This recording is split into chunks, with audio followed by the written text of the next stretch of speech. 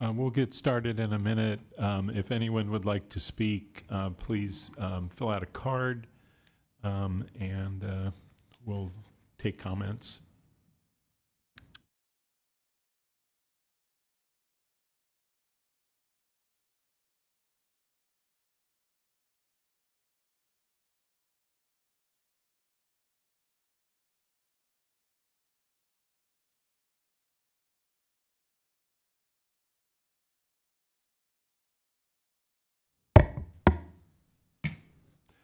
The Town Council meeting of June 3rd, the regular council meeting is called to order.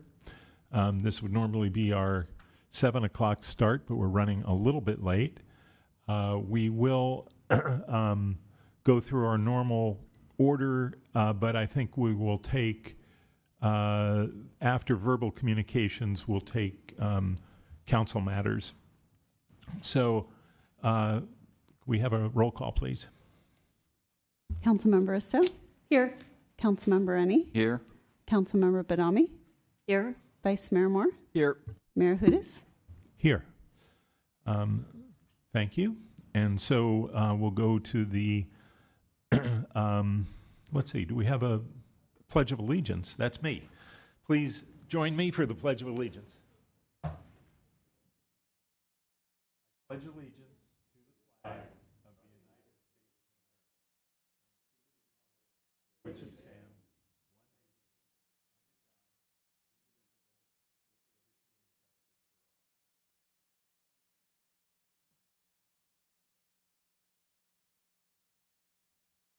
Okay, I don't believe we have any presentations tonight, correct? Okay. So we will now move to consent items, and we have 6 items on the consent calendar. Does any of the council members have comments on consent? Okay. Anyone from the public like to speak on the consent items 1 through 6? Okay, I don't have any cards there. So I'm wondering if we could get a motion. Councilmember Risto? I move to approve the consent items 1 through 6. Okay. Vice Mayor? Second. Okay, discussion. With that, I'll call the question. All in favor? Aye. Opposed? None. Passes unanimously. So now we move to verbal communications. And I have a few cards here, a couple of cards. And so this is an opportunity to speak on any item that's not on tonight's agenda.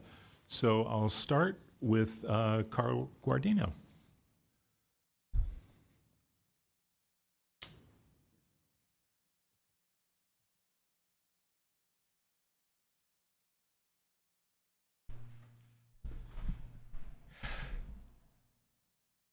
Good evening, Mayor Hudis, Vice Mayor Moore, and members of the Town Council.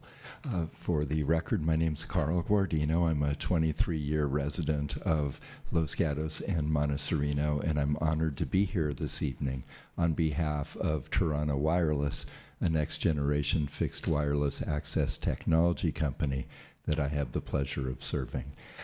But I'm here this evening to invite you all for an opportunity on Saturday morning, June 28th in downtown San Jose, our 5th annual Stars and Strides community run and walk. And I want to emphasize the and walk for our 5 public hospitals, 14 healthcare clinics who serve roughly 1,300,000 of our neighbors annually for their healthcare needs. And while 9 out of 10 of those people are not as financially fortunate as many of us who live here in the area, they also provide neonatal intensive care, one of the world-class burn units, and emergency facilities that so many of us and our families depend on. Our goal, with your help, is to raise and donate more than $300,000 to the work of our county hospitals and healthcare clinics, bringing our 5-year total to $1.5 million. So we're hoping that you will join us, that you will encourage your neighbors and constituents to do likewise. For those of us who won't be around that weekend, we do have a virtual participation category. It's our no excuses clause in the registration page for those of us who feel passionately about helping others in this way. Toronto Wireless is a co-title sponsor along with Bloom Energy and about 30 other employers, both for-profit and non, throughout the valley who share this passion to help folks in our region with their healthcare needs. So I'm hoping that you will consider joining us, appreciate your time, your service to our community, and all that each of you do to serve on the town council. Thank you, Mayor. Thank you, and it's terrific to see you here again. And I know you're a close neighbor and very involved in our community, so thanks for coming tonight. Thank you very much, Mayor.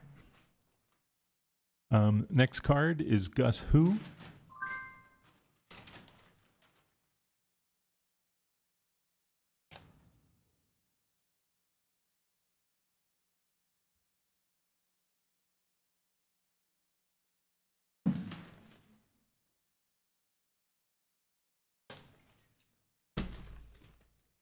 Oops.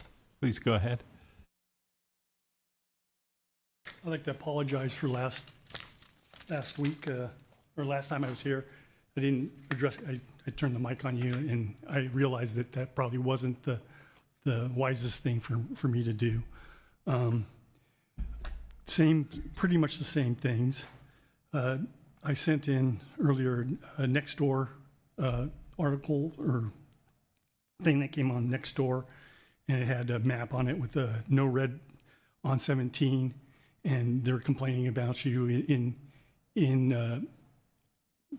what the buzz is that a lot of people are coming in and just, you're hearing them. I mean, you're just hearing them and you're just turning their backs on you. On May 27th, I wanted to try to speak on that. Last week, I didn't know about it until I found out about it.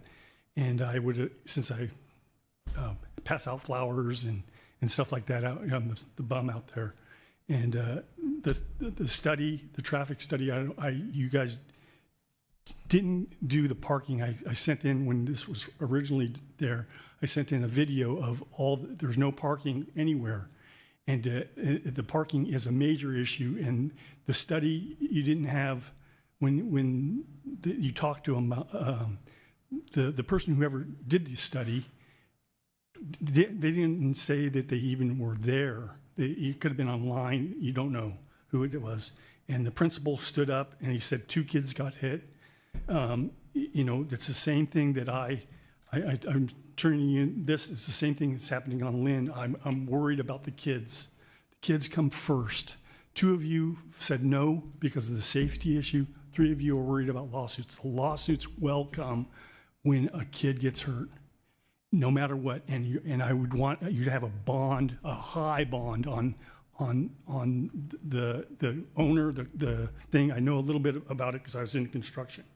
And when I reported it to that about the principal, or not the middle school and Union Middle School and Alta Vista, they, one of them said, not the principal, but somebody said that, hey, I wouldn't call the cops on you for trying to protect this.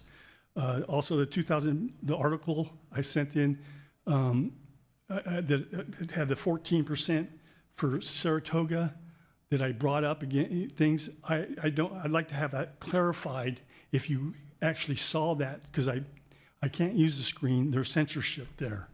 The water bills, the protest in. I sent in a Santa Cruz protest picture. There's to be a big protest on 14th, and then the censorship, and then the second shooter that's eventually come out, and it's come back to haunt you guys. Thank you. Thank you very much. I have one more card, Brent Knudsen, and then if there's anyone on Zoom after that.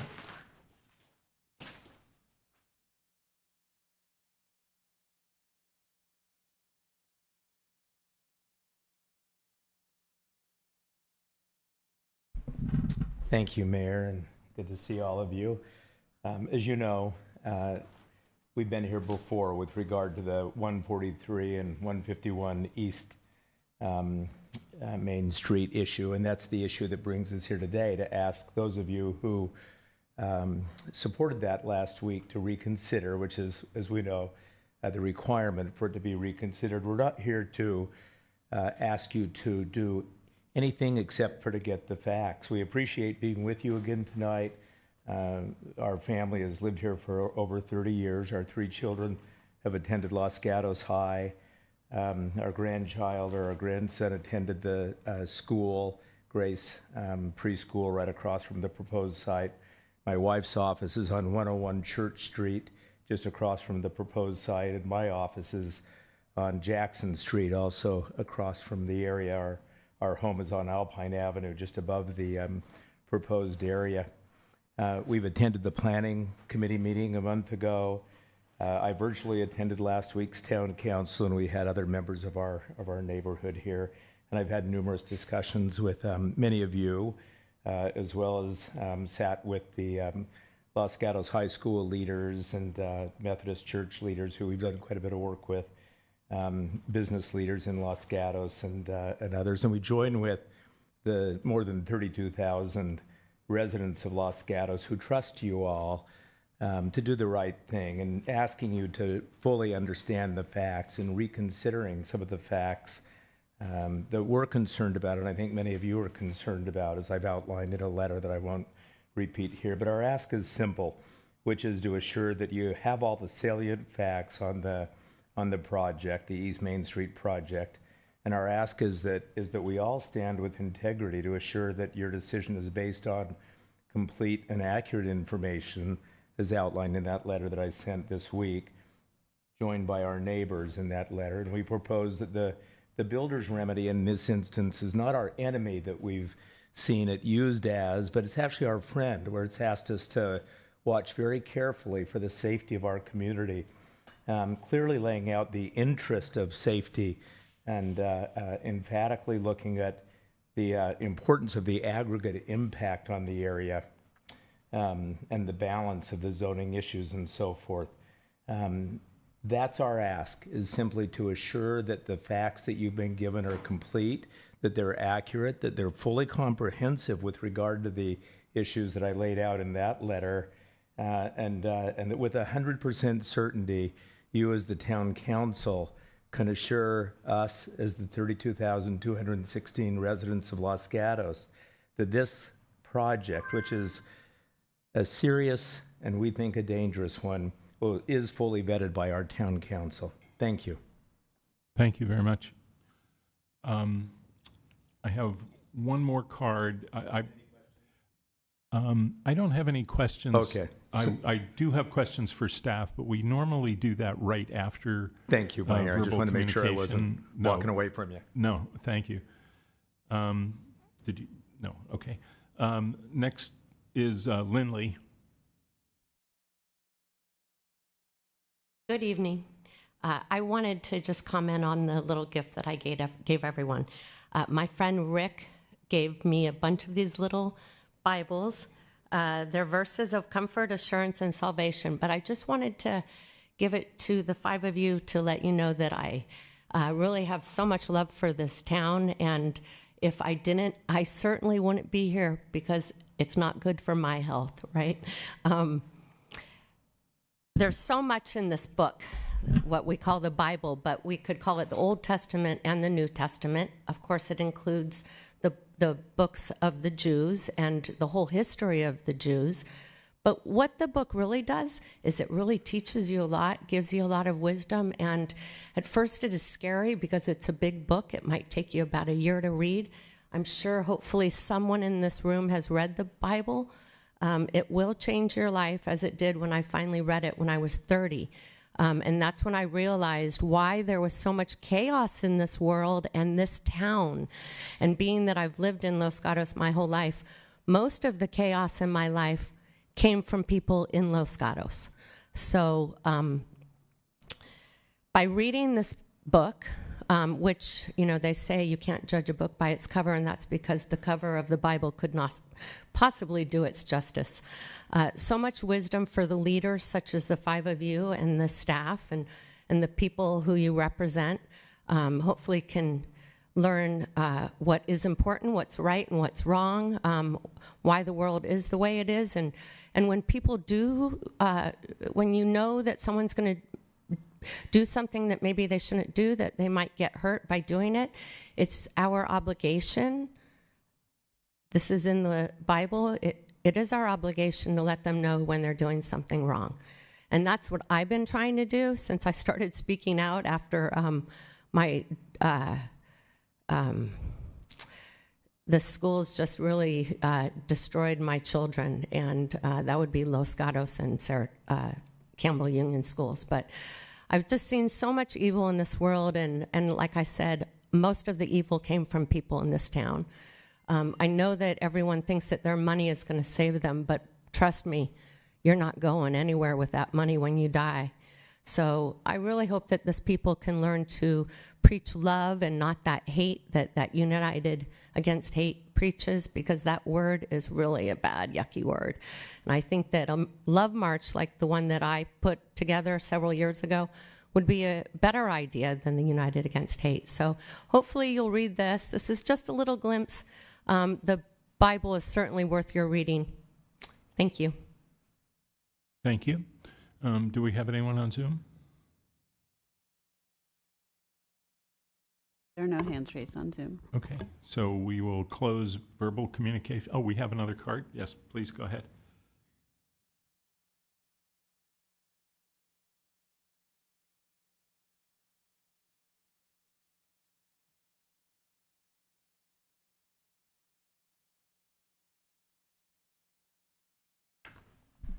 It goes way down for me.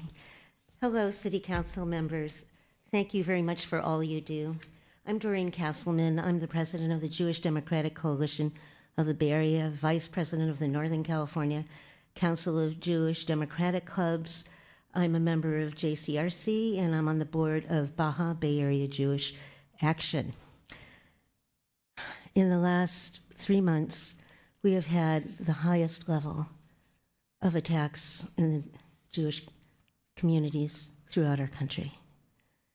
We have seen the rise of anti-Semitism escalate to levels where people in the Jewish community are being killed in the streets. I wish I could say this is something that is an overstatement, but unfortunately it isn't. And it isn't because hate has taken over in a way that is of a magnitude that keeps escalating. The most recent attack was a group called Run for Their Lives. And my husband and I, who are here, Jim and I, we're both Los Gatos residents. We're not representing Run for Their Lives, but we are members. Run for Their Lives is a nonpartisan group, and all that Run for Their Lives does is want to bring them home, bring our hostages, who are not just Jewish. There are, well, if they're still alive, 2 Americans. And yet we're targeted in the streets in Colorado. We are trying very hard to feel safe in our communities, and it's becoming more and more difficult. In the last 3 months, April, Governor Shapiro's home was firebombed on Passover. In May, an Israeli couple were shot to death at the Jewish Museum in Washington. And on June 8th, people seriously injured, they're horribly burned. And I'm also a social worker and know the pain of severe burns where they are in burn units right now because of a terrorist wanting to kill all Zionists. This is domestic terrorism, and very important for all of us to care about. We'd ask if you could please consider having a statement of support for the Jewish community in Los Gatos to stop hate in our area and to work with us on statements that will help us to feel safer in Los Gatos and in our community. Thank you very much. Thank you. Appreciate the comments. Any other speakers? Anyone online? No one on Zoom? Okay. Then I will close verbal communications and we'll go to council matters. And wanted to ask a question before we go through our calendar. Mr. Knudsen and some others have raised the topic of a reconsideration of a prior council action. And I just wanted to see if I have the right understanding of that, that it is meant to occur in special circumstances, and it the motion to place reconsideration would be made at the next available regular council meeting, which I believe is tonight. And the motion would have to be made by a council member who previously voted on the prevailing side. And the maker of the motion needs to articulate new information or circumstances that warrant reconsideration. And the motion would have to be adopted by a majority of the full council. And the motion can only be made, as I said, considered at the next regularly, which I believe is tonight. So I wanted to check on that. And then if a motion were made, then the full consideration would be placed on the next available council agenda with the same kind of notification process and consideration as it had been presented the first time. And it would have to adhere to regular policies as if it were being heard for the first time. And so, did I get that correct, Town Attorney? And is this the meeting when that could occur? You did. This is the meeting at which it would need to occur.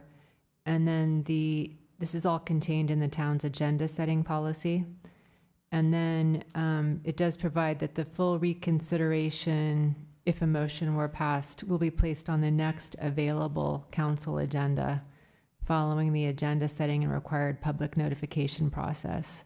And so I think the town does need to send its public notices to the newspaper. I think it's around 3 weeks before the hearing date. And so it wouldn't necessarily be the next council meeting, it would be the next available council meeting allowing for public noticing requirements. Okay, and so just to clarify, if a council member wanted to make a motion for reconsideration, is this the proper time on our agenda tonight to do something like that? My recommendation would be that it be brought up under council manager matters. Which is where we are right now. Okay. Yeah. All right, thank you. So, okay. So I'll ask if anyone would like to make a motion.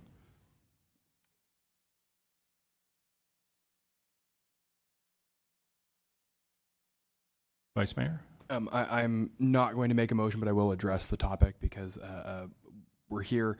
So I have corresponded with Mr. Knudsen, and I think he has very thoughtful, has given us a lot to think about, and I think there's a lot in there that is very important. You know, for those that don't have the I didn't see his email. He talks about safety, aggregate impact, and incumbent zoning and effect on the community. And I think these are all legitimate things, but I don't think, I didn't read anything new that we didn't already address. And so because I don't see anything new, despite the issues that he raised being legitimate, I don't feel comfortable reconsidering the item. And I would just clarify with the town attorney, must the information be new, or could it be circumstances that warrant reconsideration of the prior action per B? Policy provides that the maker of the motion needs to specifically articulate the new information, analysis, and/or circumstances that warrant reconsideration of the prior action. And that's and/or circumstances, correct? Correct. Okay.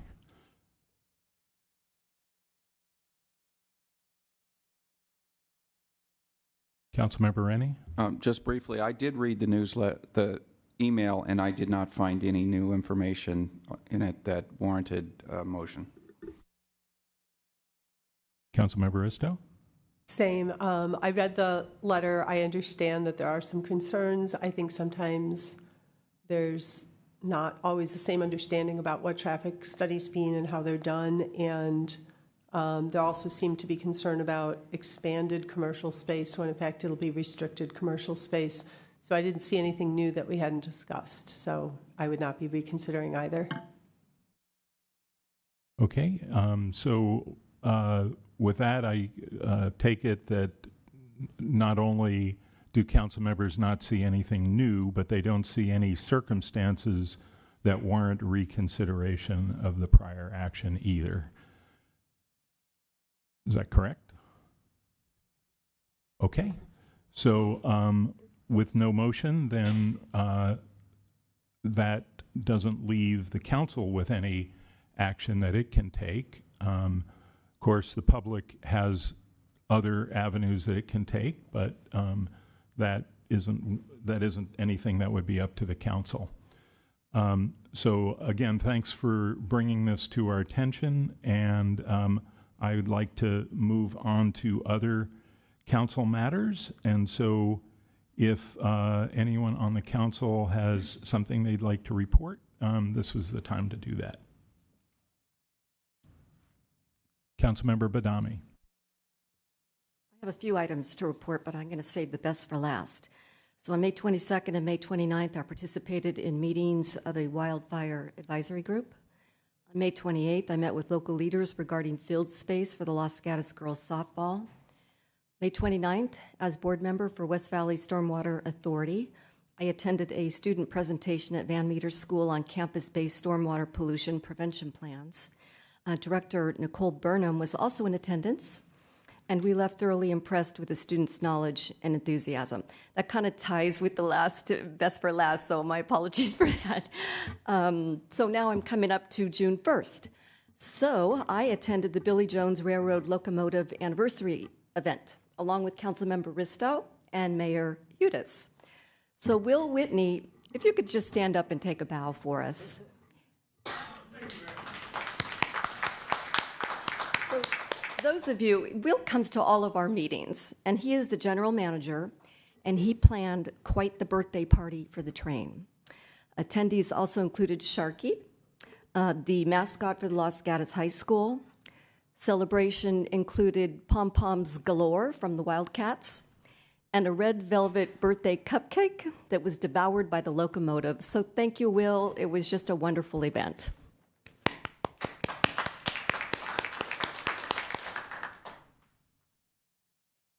Councilmember Risto.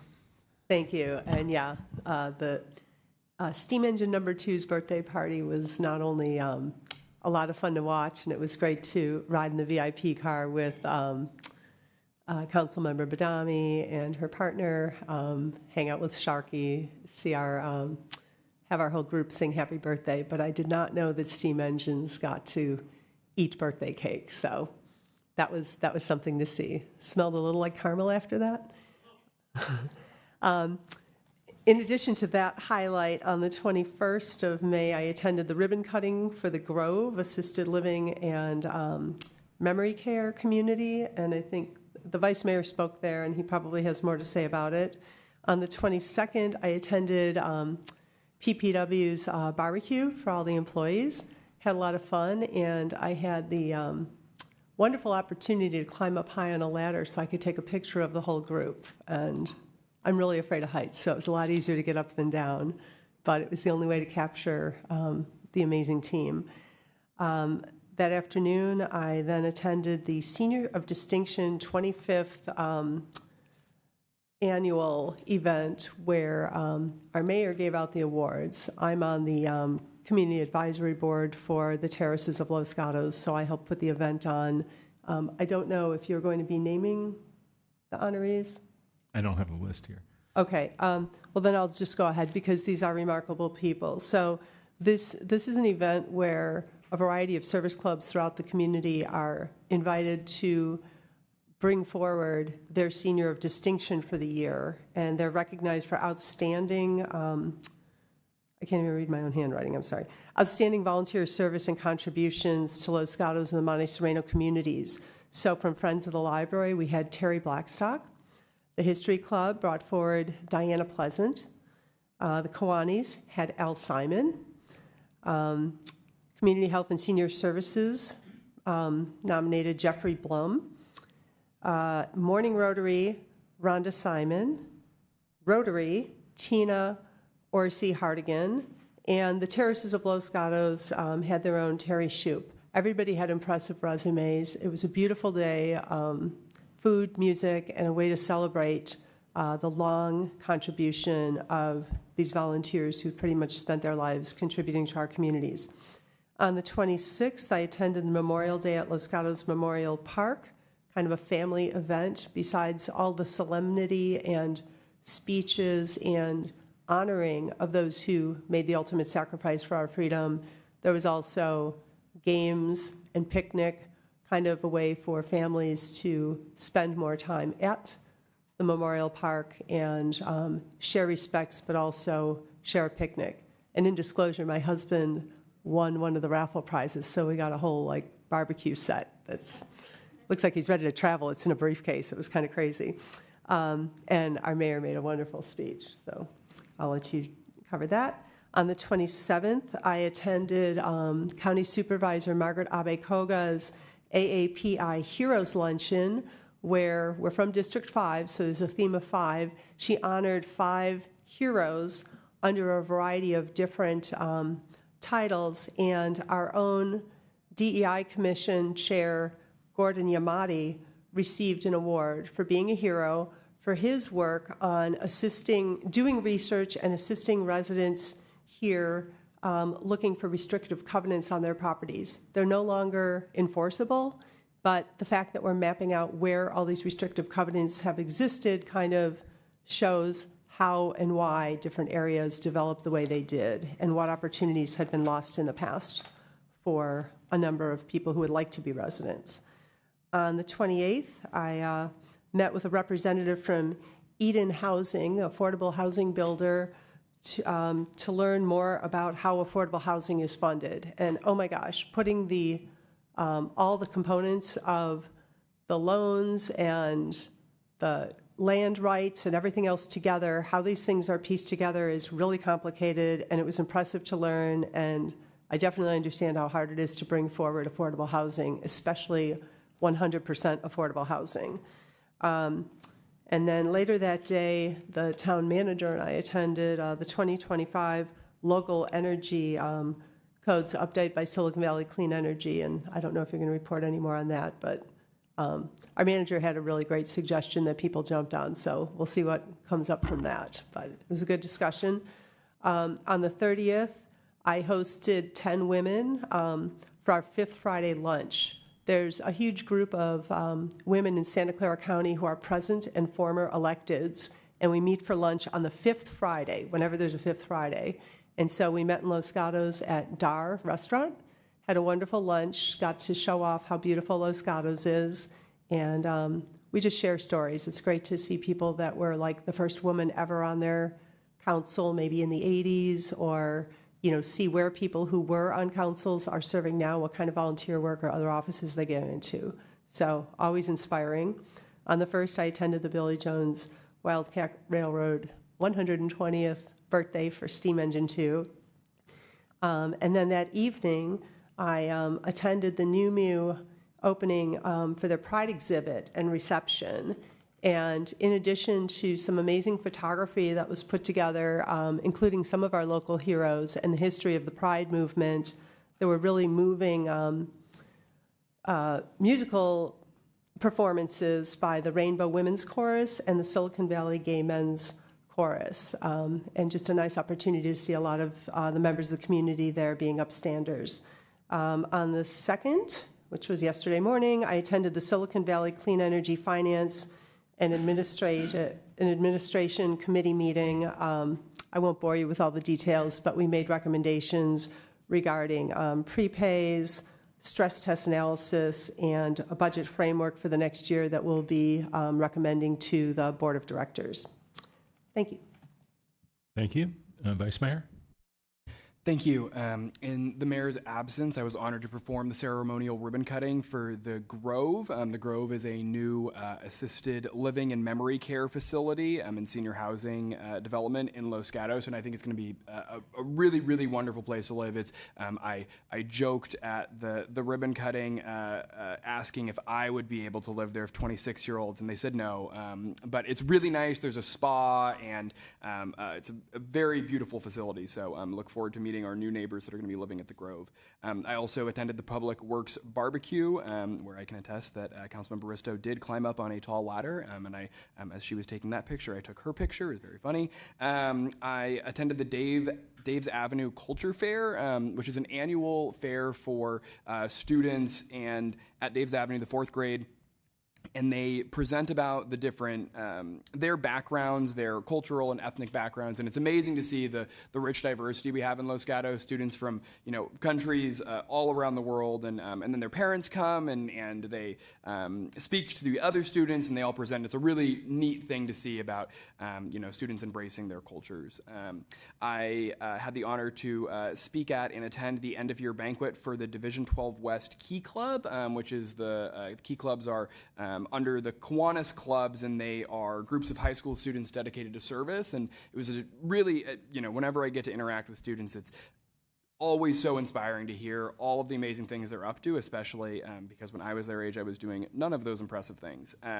And then I'll let the mayor talk about both of these, but I heard from the Los Gatos High School Community Center Club, which is a club at Los Gatos High School of high school students who are inspired by the vision for the new community center, and I also attended the community unveiling for the community center's conceptual designs of the terraces.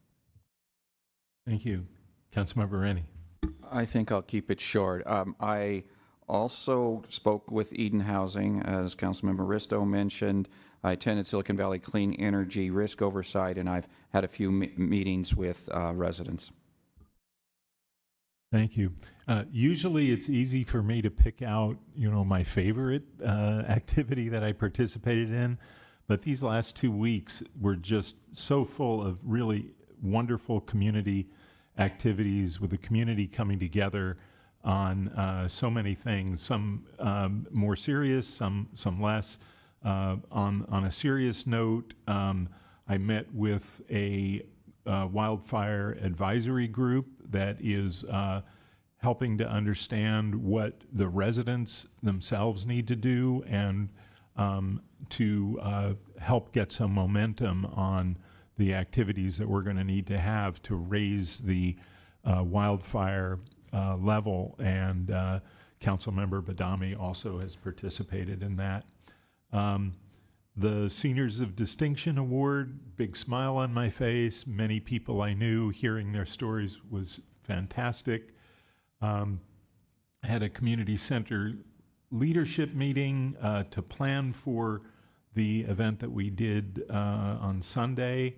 And then I attended a ribbon cutting at Petals Ice Creamery, which is a new ice cream shop right at 5 North Santa Cruz that has some really lovely flavors and a little bit different, but really very, very interesting. On on the 24th, I participated in Africa Day at the, it was hosted by one of our community members, Falake Phillips, and had a really great time experiencing some outstanding food and music, and it was a really joyous event. Then, of course, Memorial Day, I reflected a little bit on what it means to remember, and brought me back to some thoughts about my father's service and the service of so many who actually gave their lives in defense of our country. I participated in a council policy committee meeting. And then on the 28th, I participated in the West Valley Managers and Mayors Association luncheon, and we discussed, what do you think, wildfire, and how do we work together because these fires don't know boundaries. I participated in the Community Health and Senior Services Commission meeting. I met with Dev Davis, a former San Jose City Council member, regarding some ideas in Los Gatos that were really interesting. And then another ribbon cutting at a new healthcare facility. It's called In Hands Postoperative Therapy, right on Los Gatos, Saratoga Road. Really an interesting concept for people who need to recover from surgery. Billy Jones, I have to say that was my favorite because I got to drive, well, I got to work the steam whistle on the wonderful steam engine there. Then later that day, I think it's been mentioned a couple of times, the Community Center Committee unveiled their drawings for concept of the community center, actually two different ones, one single story, one multi-story, and I thought the very well received by the community. It's going to be a long way to be able to raise the funds that are needed, but the community wants this, and the community actually has moved from wanting to needing, and so it's really interesting. And then the last thing I just want to comment on was this morning, I got to attend and speak at the Hillbrook School 8th grade promotion.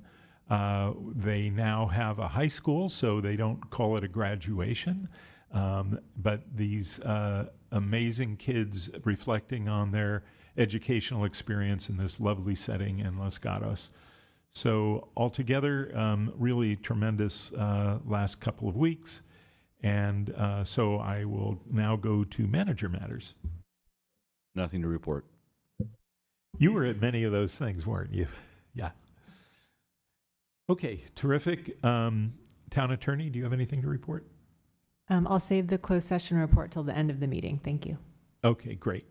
So now we'll go back to our regular agenda.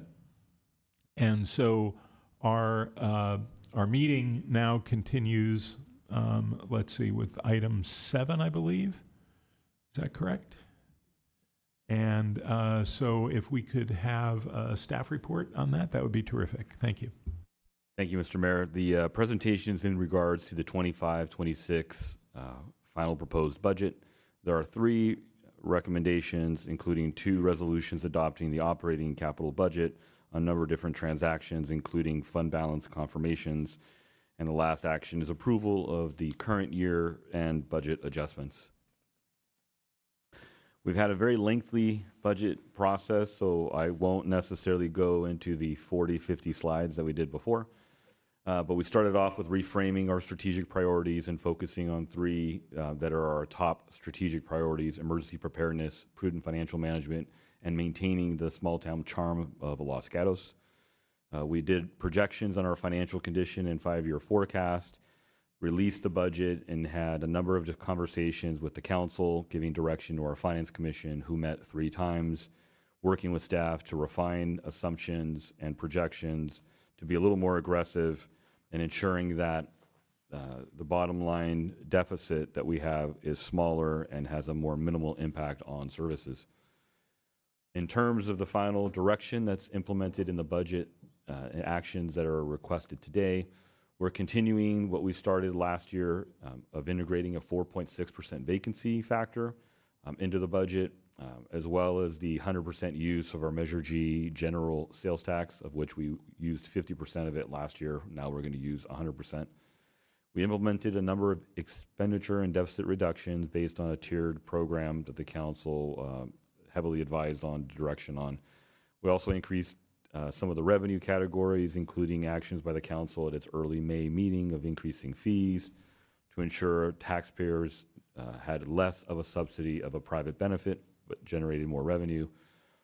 And then we also tiered our CIP capital improvement program so that we're focused on projects that we have staff capacity to perform and resources behind those instead of a long list of projects that just keep on getting carried over year. In the end, ending the year with about a $900,000 use of our unassigned fund balance, which is more of our savings account, demonstrating that we've balanced the budget, however, show a structural deficit of about $900,000. In taking a look at the budget in whole, governmental accounting focuses on accountability. So unlike the private sector, we have a number of different funds that are used for specific purposes, of which the general fund is considered our overall operating budget, of which almost every governmental agency utilizes it. And as you can see with the blue chart, about 75% of our budget, or a little over $60 million, is the general fund. The green one being our internal service fund, the lion's share of that is activity that supports the activity that's in the blue side of the pie. Things such as insurance, workers' compensation, information technology, vehicle replacement is in that green. So you can see that we're heavily substantially basic frontline operations. When we break that down to the departments, you can see in the blue and the red, the largest share of our budget centers around parks, public works, and police. It's pretty typical that capital infrastructure, which is represented in parks and public works, as well as public safety, that is police, and in some jurisdictions, police and fire, are the lion's share of the expenses. If you add the green slice of the pie, which is non-departmental, which also includes expenses that service the red and the blue and the rest of the pie, a pretty heavy amount goes to things that the public sees on a daily basis. When we dig deeper into the general fund, which was the 75% of the pie, you can see by the teal Pac-Man looking portion of this pie that about 66% of it is our people, our salaries, benefits, and unfunded liability associated with current staff, as well as staff in the past that we've promised and committed benefits to. In terms of the purple side of the chart, that is our operating expenses. Our operating expenses have generally been flat or reducing as we retract. Our salary and benefits has been increasing over the course of the last few years. And as we dig deeper into salary and benefits, we break down the departmental breakdown of our full-time equivalents, as well as our hourly employees that are converted to full-time equivalent. And as you can see is we're a little less than one additional FTE growth between the current year and the next year. That reflects the council's decision to hire an emergency manager and then some reductions in part-time to get us to where we are about 164 in terms of total staff.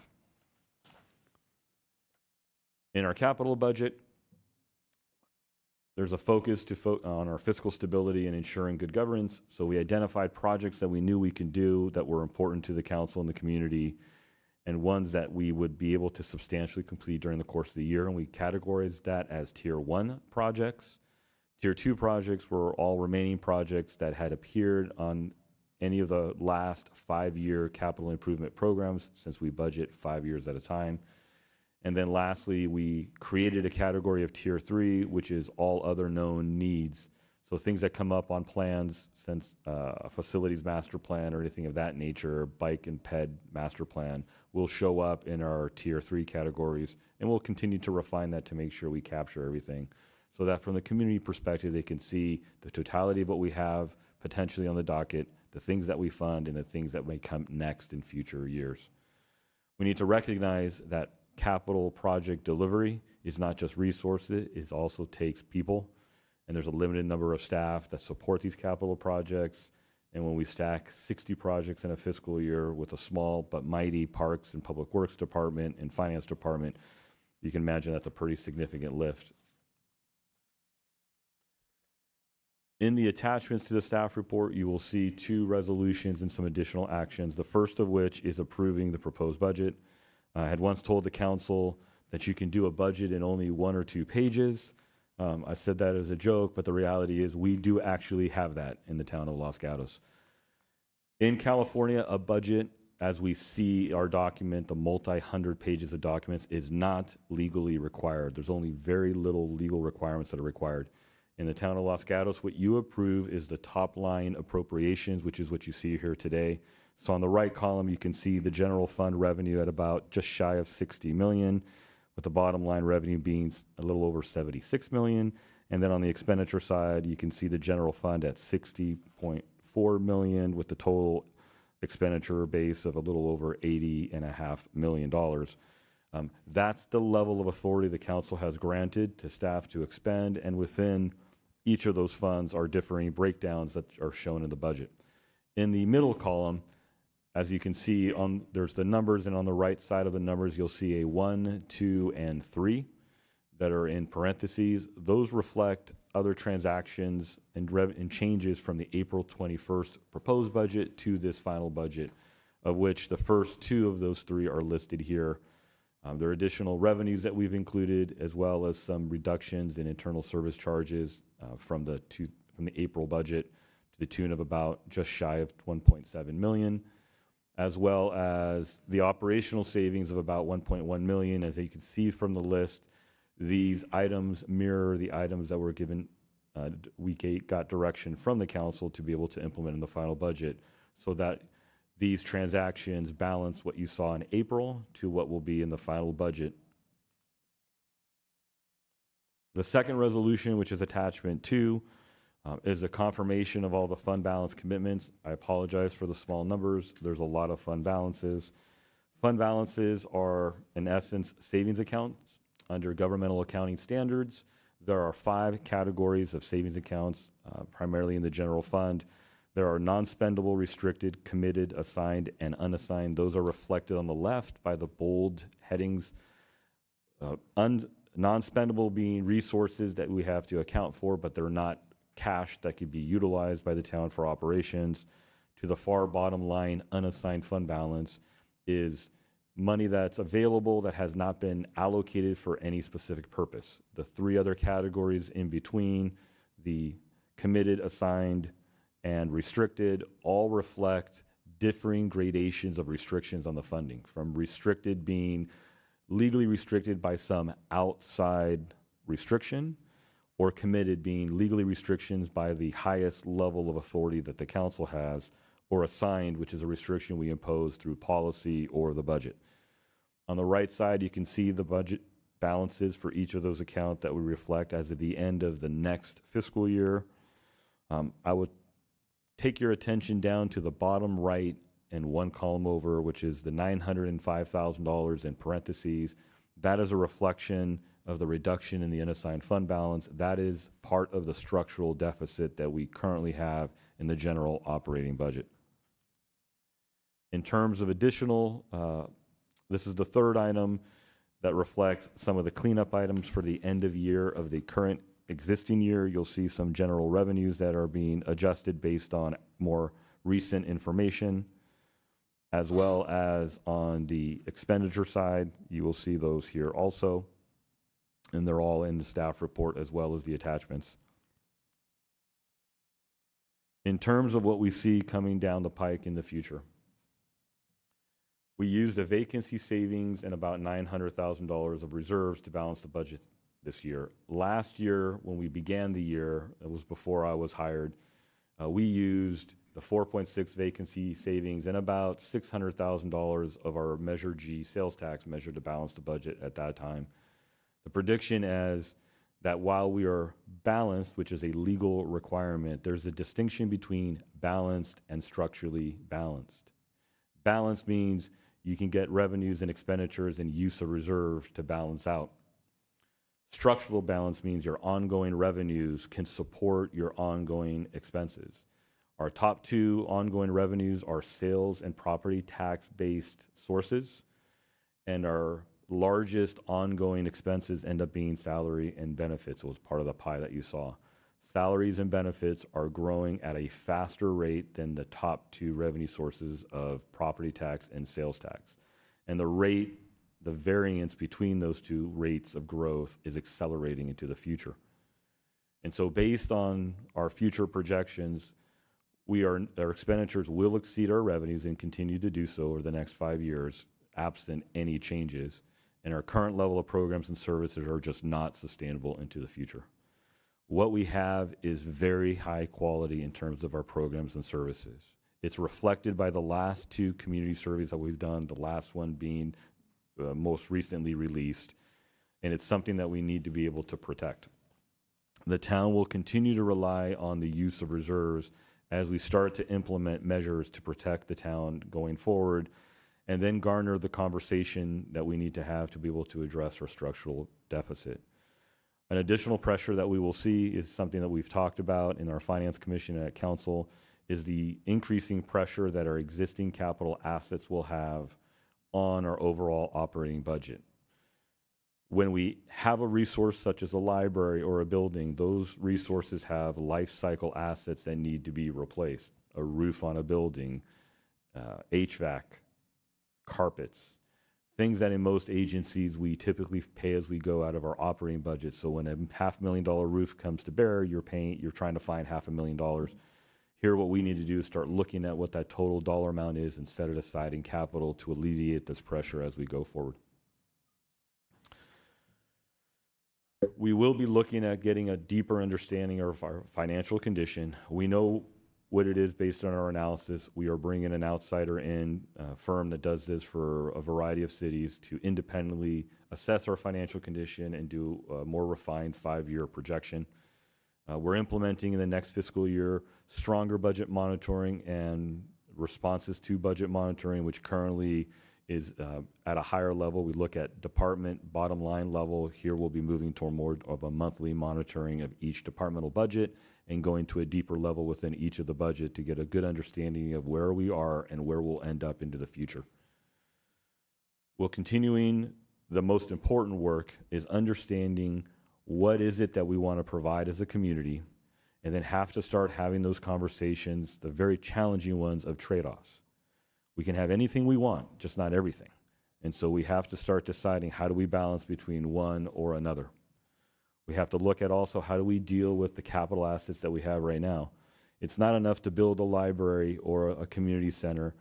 You know, once you build it, you have to act like you just put it on your credit card and then make the payments of maintaining and operating that building into the future. We just can't forget and go to the next new thing. We got to take care of the foundation of what we have before we can look at the things going into the future. And we can't just cut or increase our revenue out of the way.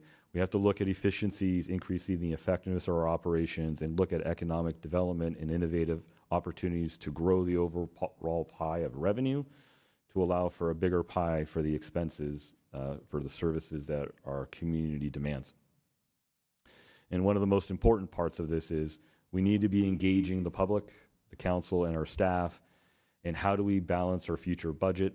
How do we deal with trade-offs between one priority or another, with a central goal of focusing on fiscal sustainability into the future?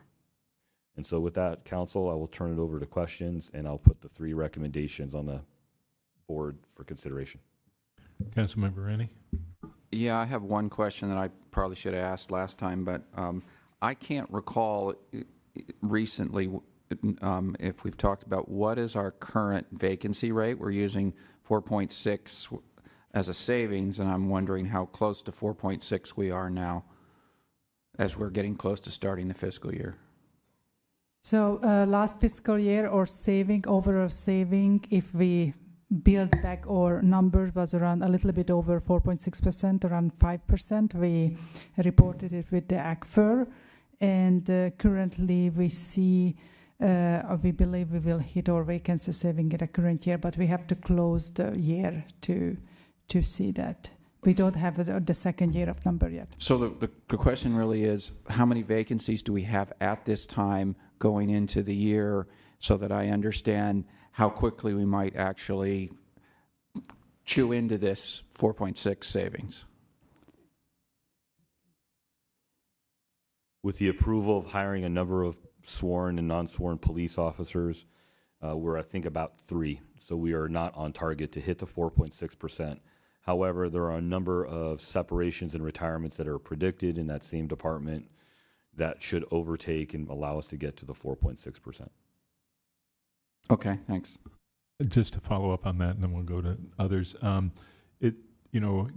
Coming from working in the private sector, when you have a business and things are very tight with your revenues and your expenses, and the vast majority of your costs are in people, whether it's salaries or benefits, et cetera, one of the things that we do is look at our current full-time equivalent.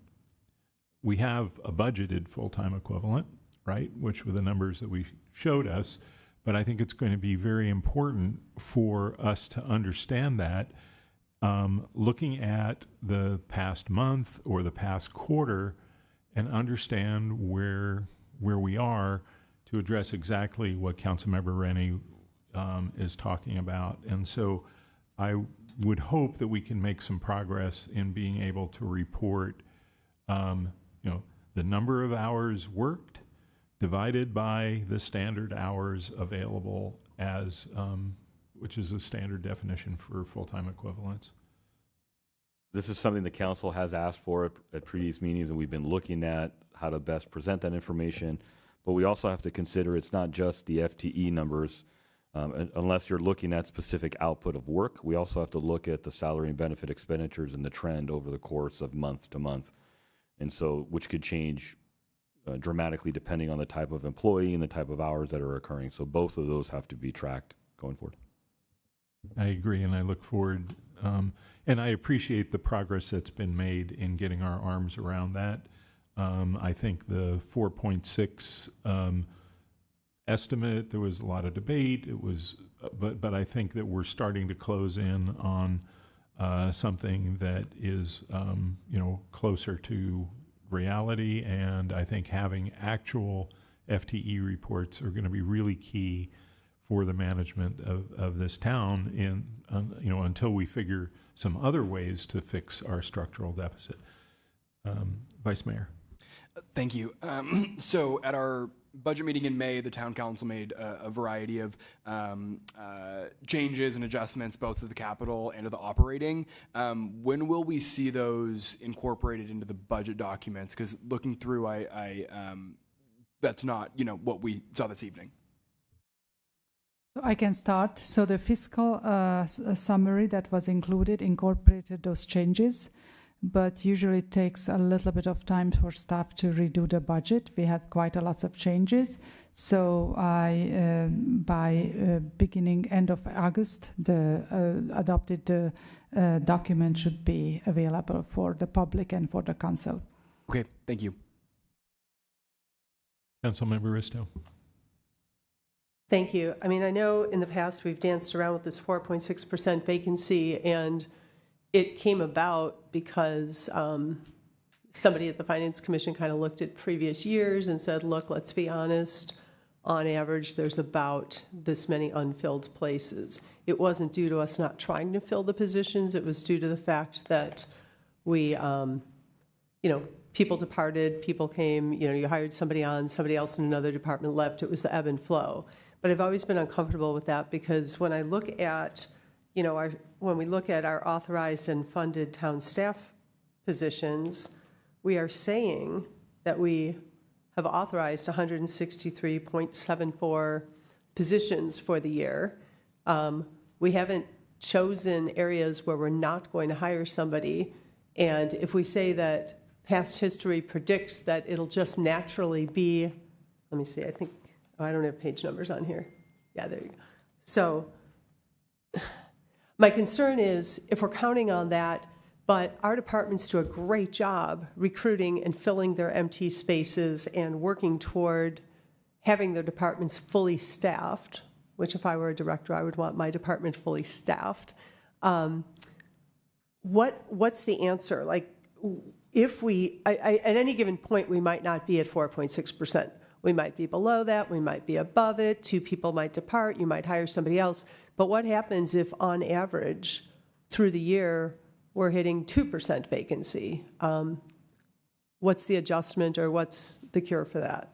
Well, first I want to turn to the department heads and thank them for the remarkable job they do recruiting and bringing folks into the agency, with special emphasis to the police department.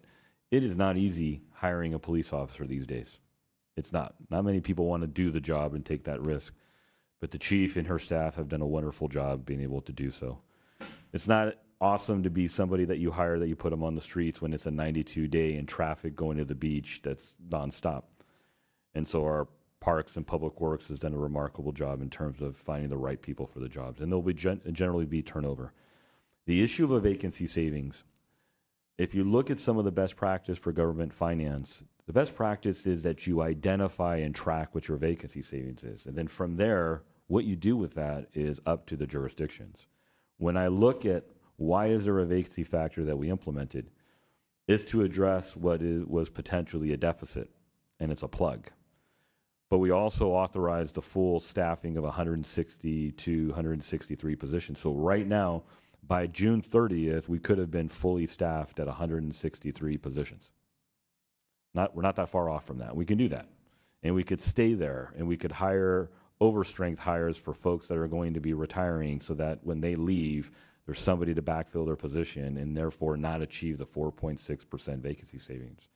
So assuming that our revenue stays as projected and the expenditures that we authorize are fully expended, and we don't achieve the 4.6% vacancy savings, we will take that $900,000 number in unassigned fund balance and enlarge it, taking from the bottom line. When that bottom line is fully expended, which we predict would be in 2 to 3 years, we will then look at assigned fund balances, absent any changes, to start cannibalizing those until we get down to our emergency reserves, which is about $15, $16 million.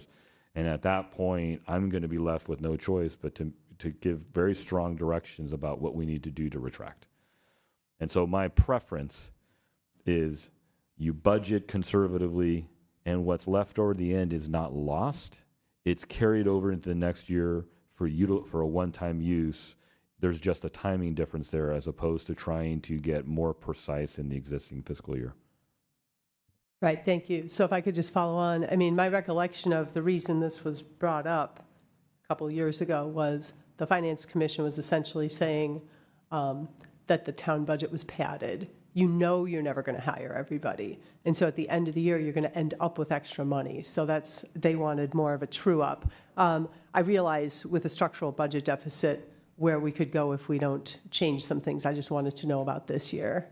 I know the word padded comes with a lot of negative connotation, but when we look at the revenue, we have to be conservative. If we miss the revenue, it comes in below, it hits the bottom line. On the expenditure side, if we try to calculate and reduce expenditures, let's say an authorized contract of $100,000 and figure, well, it's only going to be $80,000, let's budget 80.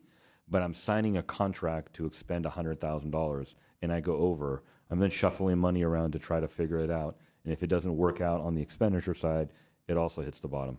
In terms of the staffing, council has been very concerned about achieving that 4.6% and how do we do it. So we instituted a very robust position review process where the departments have been forced to provide a tremendous amount of information, both quantitative and qualitative, before we authorize the filling of a vacancy. And it's a tough one because some of that is premised on anticipated retirement. So I'm making a decision partly on the basis that I'm looking at a future retirement, and if I don't hire the position today, the position that takes 12 months to be filled and street ready in the case of a police officer, you miss that window, you're pushing out 18 months, the replacement of that position, and then impacting operations. Thank you. So last comment, I mean, that is my concern, for different departments, you might be able to hire someone the day you need them and they're a resource, and other times.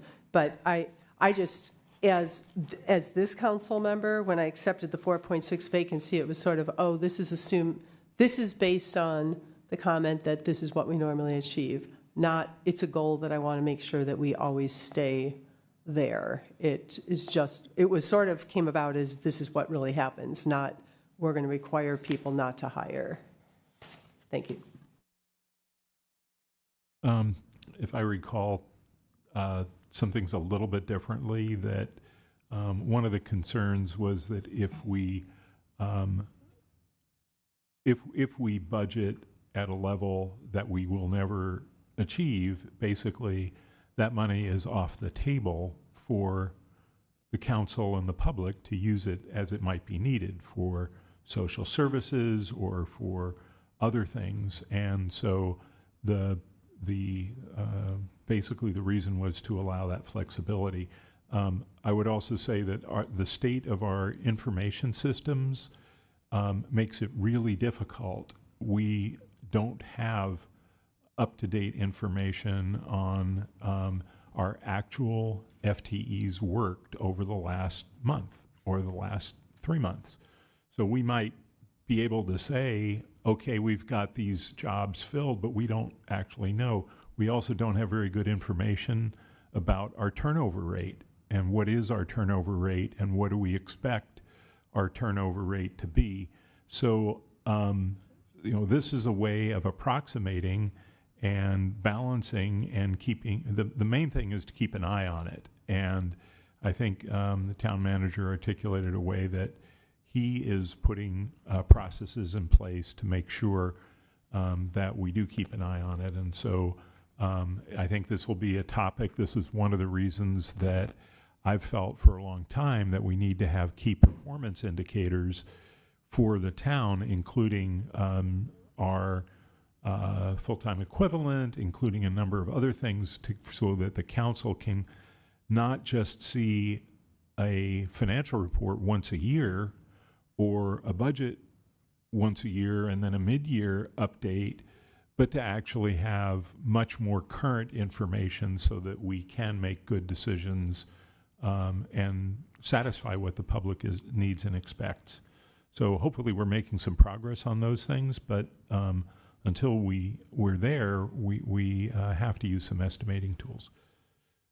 Councilmember Rennie.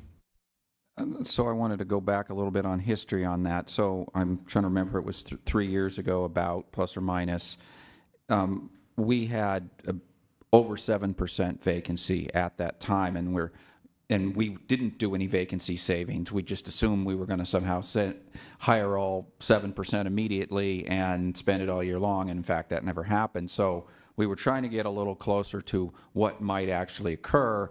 At the time, 4.6 out of 7 was pretty conservative. It was pretty likely that we would save at least that amount, and for the next year or two, we did save more than that.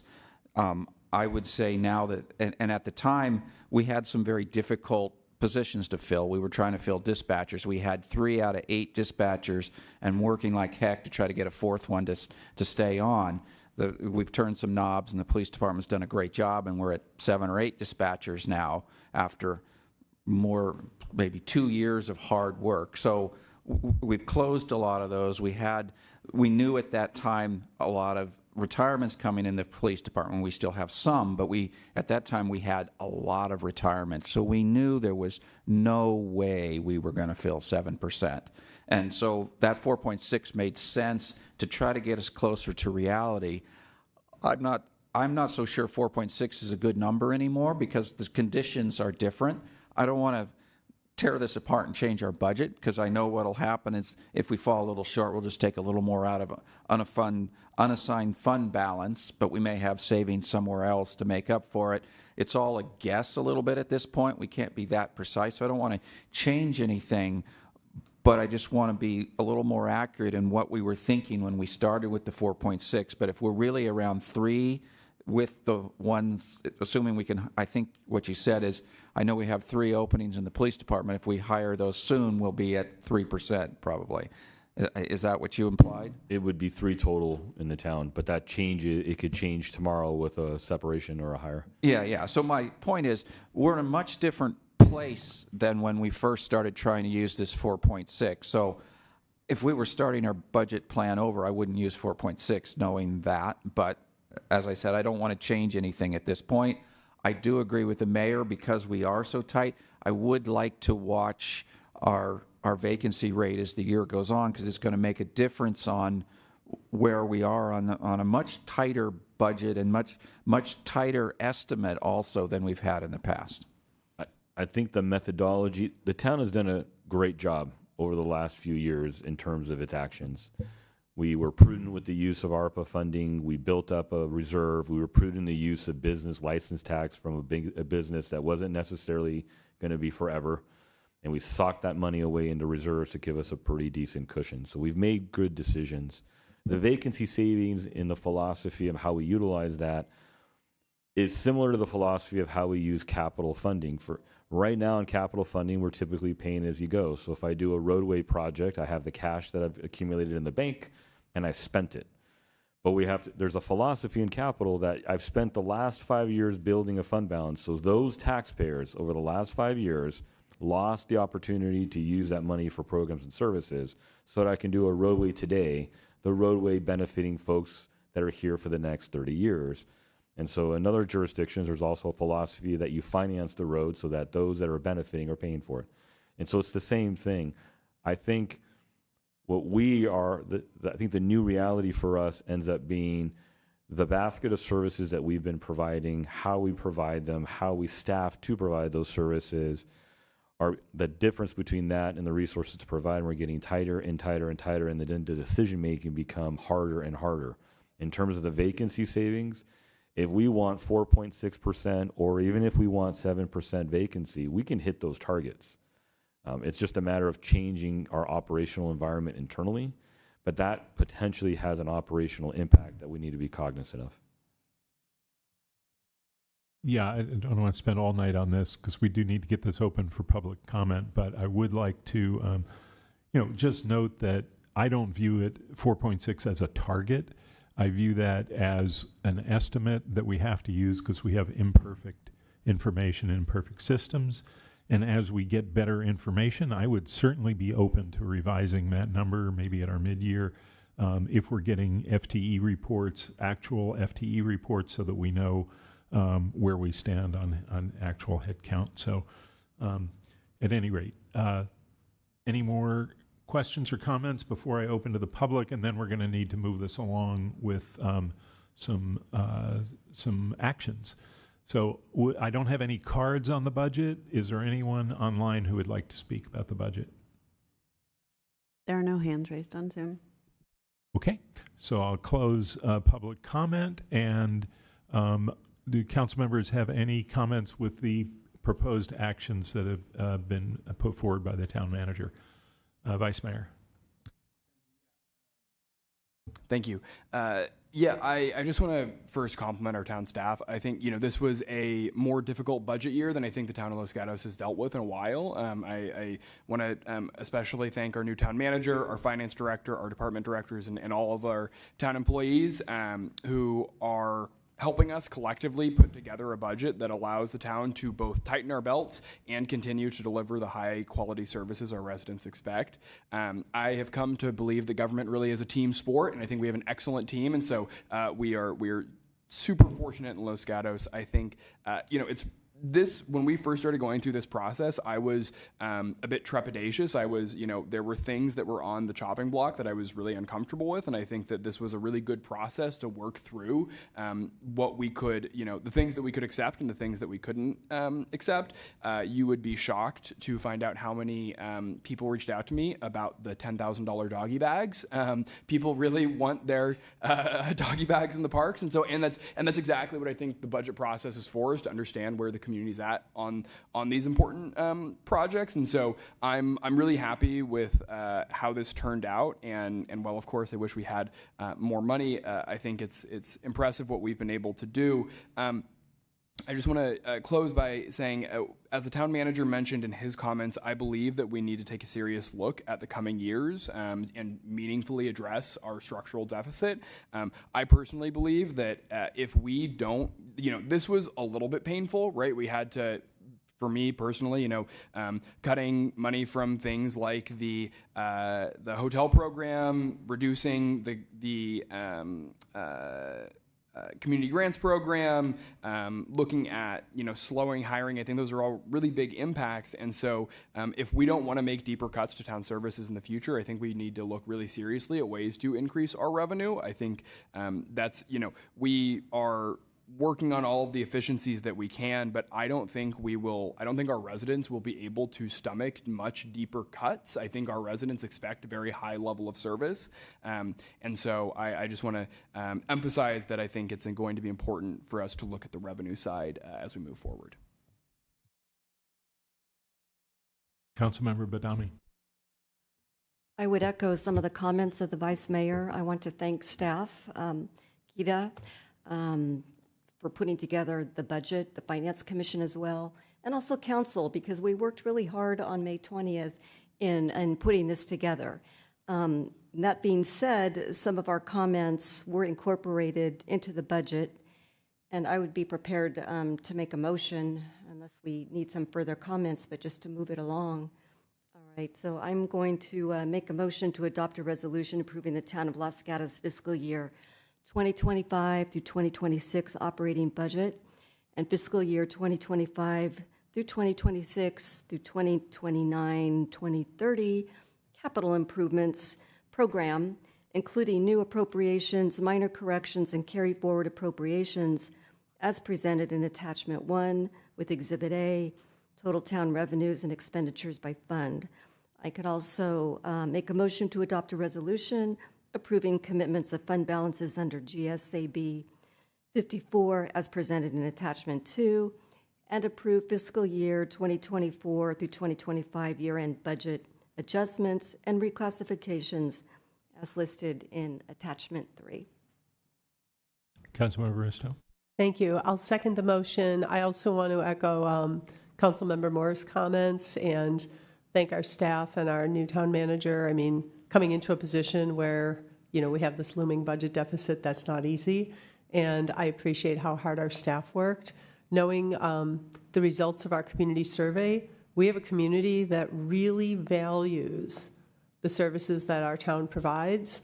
We are not like other communities that might be low touch. Our residents have very high expectations, and the only way we're going to be able to continue to fulfill that is to potentially look at a revenue measure in another year or so. So if our residents care about this, they'll make their decision if they actually want to pay for it. But for this year, I think the work that was done, while I know that the work that it took to figure out ways to find cost savings was a huge amount of work, what came forward were things that were not horrible and palatable. And I just hope that residents realize the hard work that went into that, but it won't be this easy next year. And if we don't have a revenue measure, it'll be much harder in the future. Thank you. Okay, I have a motion and a second. Any other comments? I would just again thank staff for everything they've done in getting this to us, particularly the department heads that went back through and went through a rigorous exercise.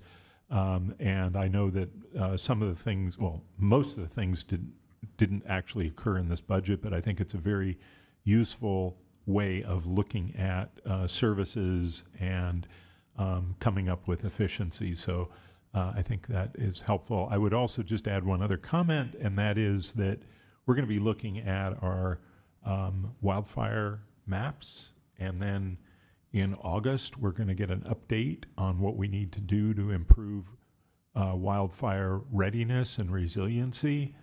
And I don't think it's going to hit much this budget year, but I do think we're going to really need to look at public safety and potentially revenue measures for public safety that incorporates a number of elements of that. So and we want to do that in a fair way, in a reasonable way.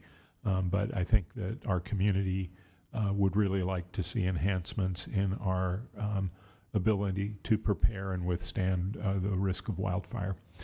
So with that, I'll call the question. All in favor? Aye. Opposed? None. Passes unanimously. Thank you. And now we can move to item number 8. And so if we, so item 8 is to talk about the protests and adopt resolutions confirming the diagram and assessments and levying, authorizing the collection of assessments for landscape and lighting assessment districts number 1 and 2 for this coming fiscal year. Good evening, Mayor, Vice Mayor, and council members. I'm Meredith Johnston, Administrative Technician with the Parks and Public Works Department. The town conducts an annual process of renewing the landscape and lighting assessment districts, which includes 6 benefit zones. The primary purpose of the districts is to provide for ongoing maintenance and care of landscaped areas that especially benefit the properties within each zones. The item before you is the final report with the required public hearing and recommended actions of adopting 6 resolutions which will authorize the collection of said assessments for fiscal year 25-26. No protests have been written, no protests or other written communications have been received on the proposed assessments. That concludes my report, and I'm happy to answer any questions. Okay, any questions from council? Vice Mayor? Just have a quick question. I was reading this. How did these zones originally get created? Like, how did we end up with these 6 particular zones? It's okay if you don't know the answer. I was just fascinated reading it. That's a great question. I am not quite sure how they were created, so I do know that the number of landscape and lighting districts were established with accordance to the Highway Code sections 22, 500, and following. So, yeah. Got it. Thanks. I will say the Lighting and Landscape District Act of 1972 is pretty broadly used for a variety of things. Some folks do it citywide or townwide in our case, or big zones. In a lot of cases, you see smaller neighborhoods that are doing this. And another example will be the city of Saratoga, who has actually been implementing these to pay for flock license plate reading cameras in neighborhoods as small as 15 and 30 homes that decide to self-assess themselves an amount to be able to provide that technology. All right, thanks. Okay. Is there any public comment? I don't have any cards here. Is there anyone online? There are no hands raised on Zoom. Okay, thank you. Further discussion by the council or a motion? Councilmember Badami? I'll go ahead and make a motion, seeing that how there's no protests. So I move to adopt resolutions as contained in attachments 1 through 6 to continue the annual process of renewing the landscape and assessment districts 1 and 2 for fiscal year 2020-25 through 2026. Councilmember Risto? Second. Okay, further discussion? Okay, I'll call the question. All in favor? Aye. Opposed? None. Passes unanimously. Thank you very much for that. And so we're done with that for another year. And now, very interesting item, which is the regarding our fire hazard severity zone maps. So, Mr. Gray, thank you for joining us. And I see we may also have members of County Fire here to help us understand the changes that are being proposed. Yes, thank you. Thank you, Mayor, Vice Mayor, and Council. Yes, we are looking at the fire hazard severity maps, and we're fortunate enough to have Assistant Fire Marshal Brad Fox here with us tonight, and he's going to go over just a really detailed slide presentation that really helps to detail what we're trying to accomplish and what we're being required to accomplish. So Brad, I'll give it to you. Oh, one quick thing, we did have a typo in the resolution, attachment 2. In the first whereas, staff missed the word days. It should read, the state's government code, section 51178 requires the local agency to designate moderate, high, and very high fire hazard severity zones in jurisdictions within 120 days. And so we will make that correction before signature. Thank you. Thank you, Robert. Good evening, Mayor, Vice Mayor, Town Council. I am Brad Fox. Sorry, not Assistant Chief Hector Estrada. So I apologize for that error. We actually have 3 council meetings tonight, all with this item, so our resources are a little spread out. But I am Brad Fox, the Assistant Fire Marshal, and in this presentation, we'll just touch on what the LRA, local response areas, and fire hazard severity zones are, some history on the fire hazard severity zones, and how we got to today's map that we're presenting tonight, some common concerns and questions, and what the different zones mean for the town and its residents. Next slide, please. So starting with what fire hazard severity zones are, you can see in the first government code, it mandates that the state fire marshal identify areas as moderate, high, and very high fire hazard severity zones based on things such as fuel loading, slope, fire weather, and other relevant factors. And then in Government Code 51179, it stipulates that local agencies have to adopt the new maps within 120 days of receiving recommendations from the state fire marshal.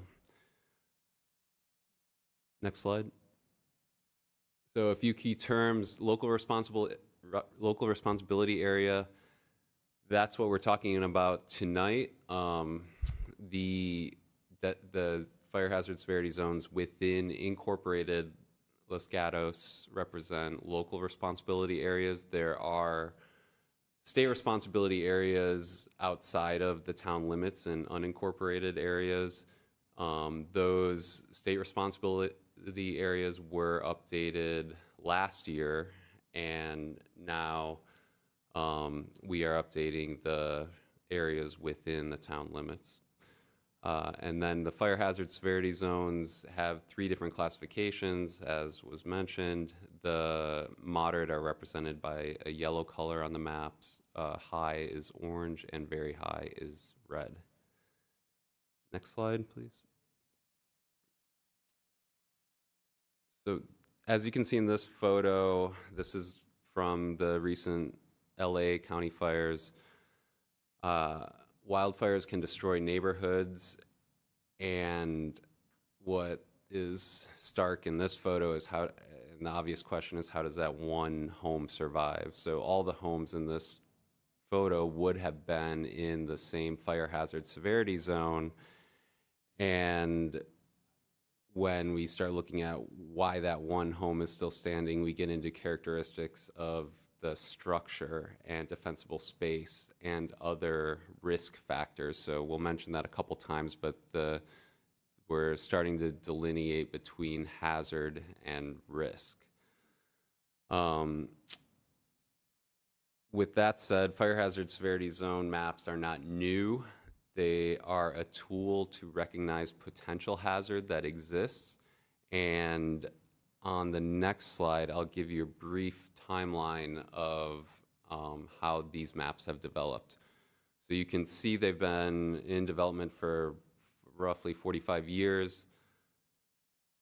Starting in 1980, after the Panorama fire in San Bernardino County, you can see a year later there was a legislative action to create, for CAL FIRE to develop the state response area fire hazard severity zones. So we started with the state responsibility area zones.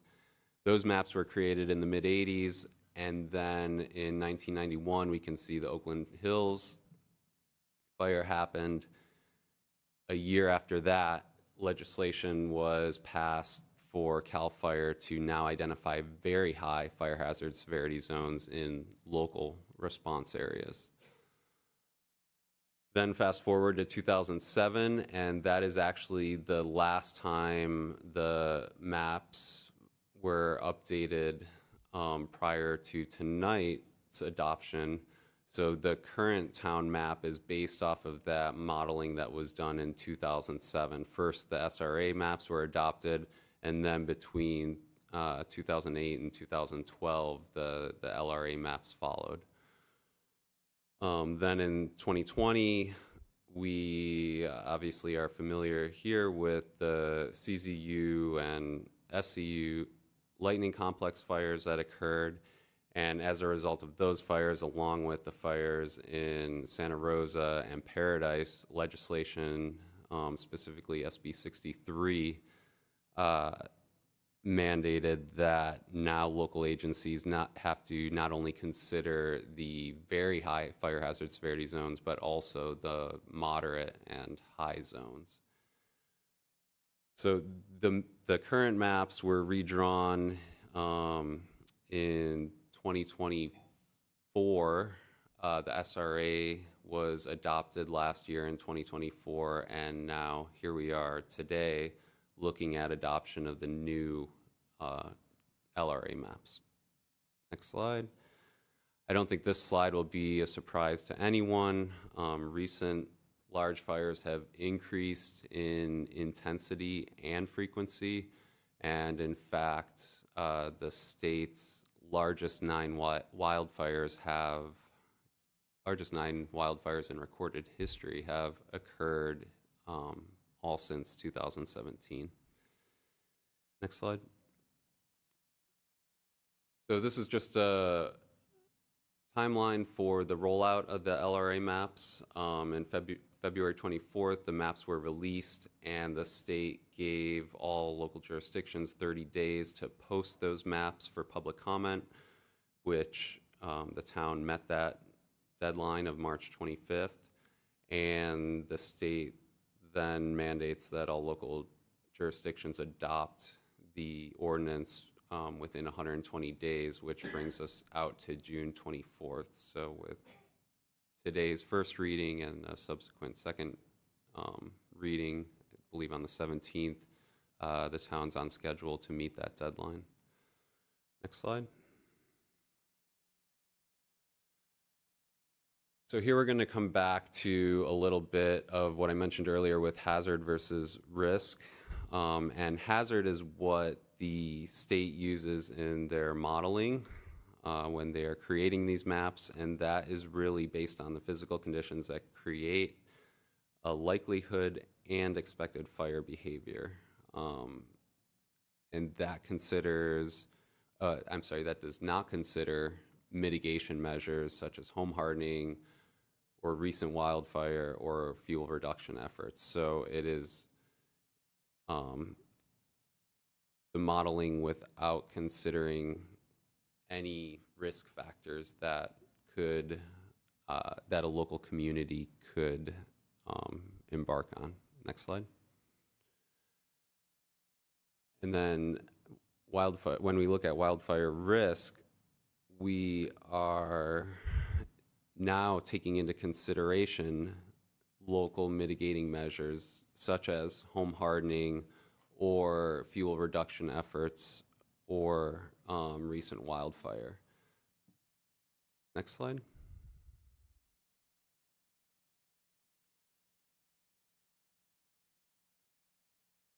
This slide just shows again that the map development was completed end of 2024, and just in comparison to last time the maps were drawn in 2007, those maps identified roughly 200 jurisdictions that were in the very high fire hazard severity zone, and now with the current maps, there are roughly 450 jurisdictions which represent not only the very high, but also the moderate and high severity zones.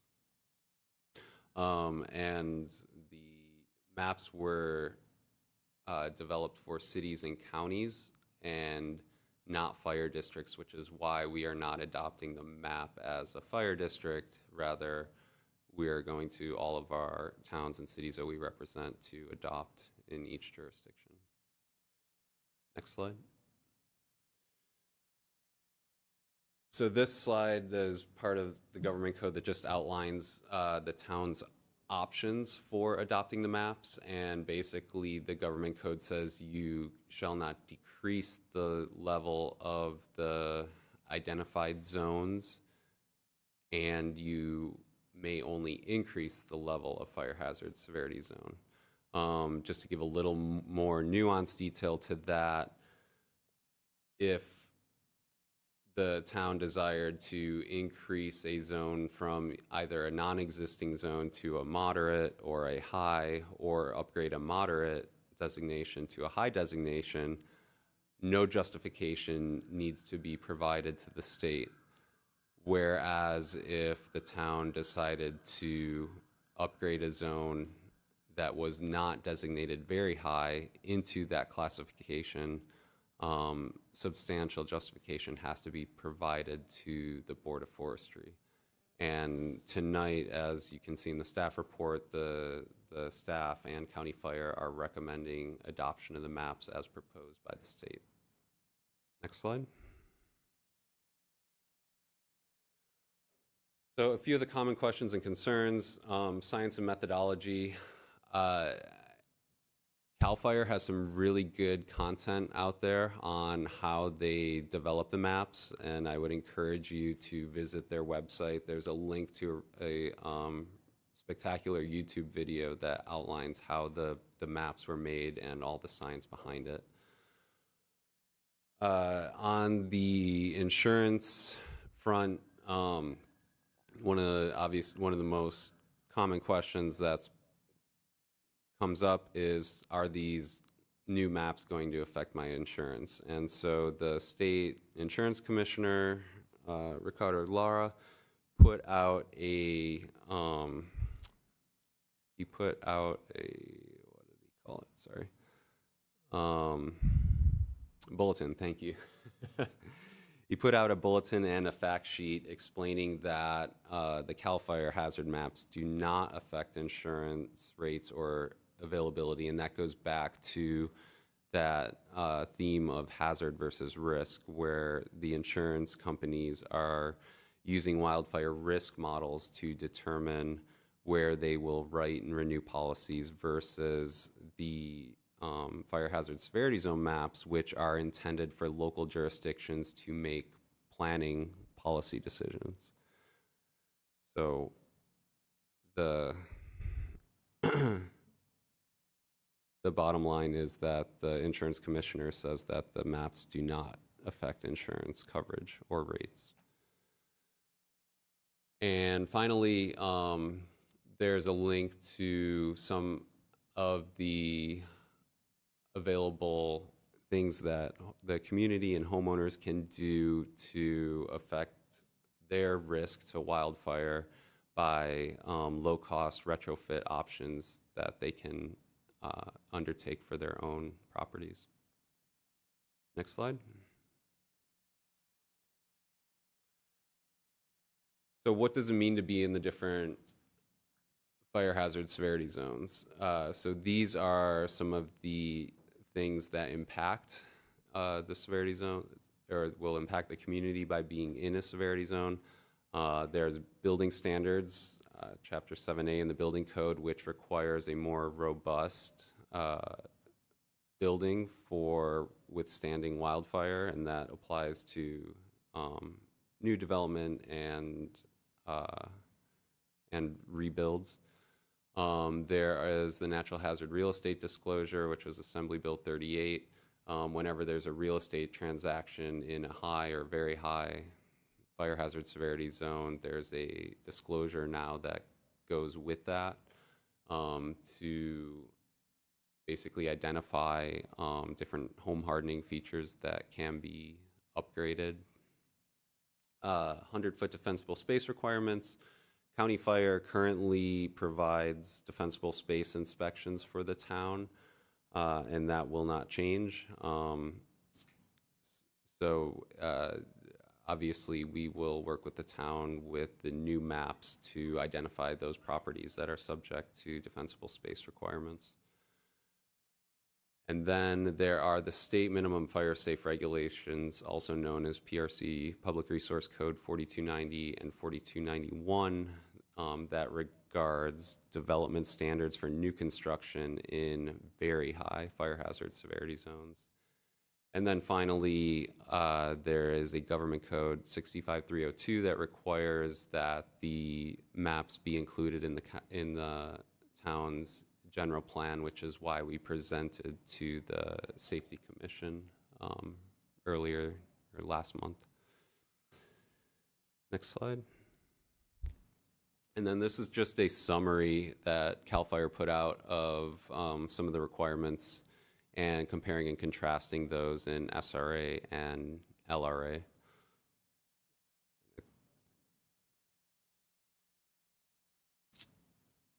Next slide. And that concludes our presentation. Thank you, and I'm happy to take any questions. Councilmember Rennie. So when I read through this, I see some implementation problems.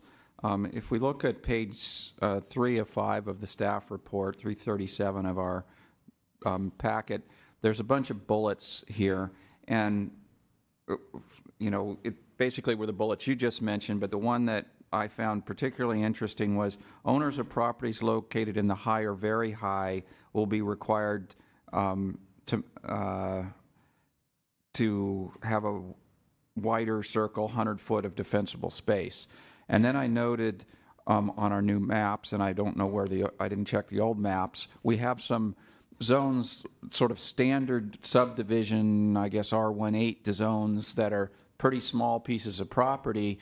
For example, Johnson Avenue is in the high zone, but they're small properties, and it's likely that the house next door is within 100 feet, and their backyard might not be bigger than 100 feet, meaning they can't really have anything in it. I don't see how you implement this requirement on a neighborhood like that.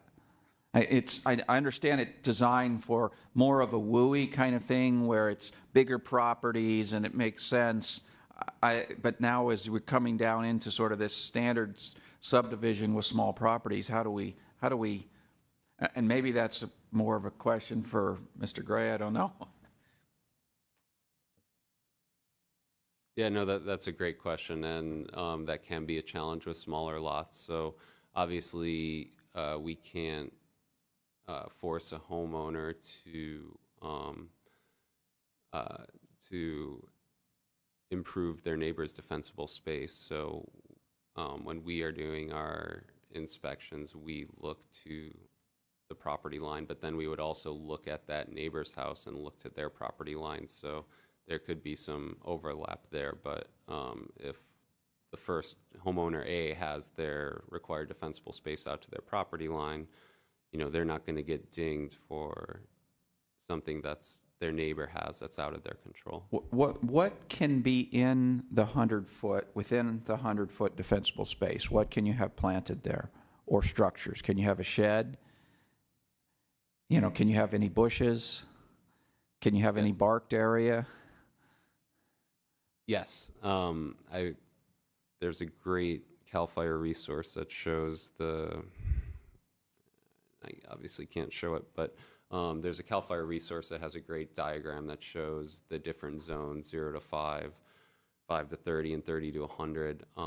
But in general, the main goal with going out from that 30 to 100 foot spacing is to remove things like dead and dying grass and trying to avoid ladder fuels that might bring the fire up into the canopy. Okay, thanks. Just as a follow-up to that, to make it real practical, if you look at typical 8,000 square foot lot, if it were 80 by 100, would that mean that you couldn't have redwood fences? I'll jump in right now. Currently, there is not a restriction on the fence within the town of Los Gatos. We can certainly look at that if council would like to look at that later on in the year. Is that a fair statement? Yeah, that's fair. And I don't want to misquote. There is a defensible space requirement as far as separation distance to combustible fences. And I want to say it's 10 feet from structures, but don't quote me on that. 5. Thank you. Okay, thank you. Vice Mayor? Thank you.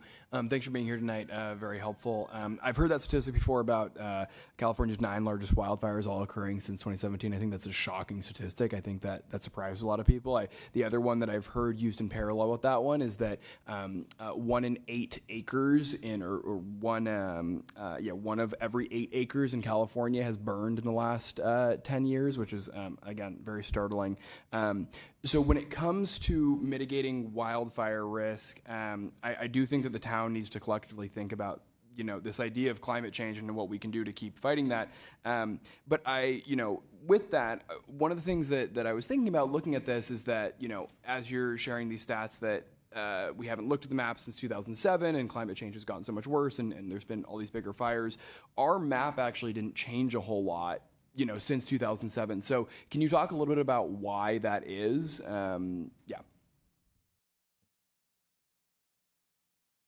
I think actually, if you look at the overall footprint of the map, it didn't change a lot. But when you look at the hazard zone classifications, it did change quite a bit. Remember, in 2007, the town was only required to adopt the very high fire hazard severity zones. So all of the map that's currently adopted is very high fire hazard severity zone. And now the overall footprint hasn't changed that much, but there is a lot of moderate and high within that was formerly classified as very high. So overall, I would say that's the most substantial change. And I guess as a counter to what you said, you may expect it to be worse than it was in 2007. But in fact, the modeling and the science has gotten a lot better since then. And one of the biggest factors that has caused that change is in 2007, the weather data that was used was statewide weather data. And now the current models take into account local remote weather stations. So the weather data is very specific to the area that they're modeling, and that's had a big impact specifically for this region.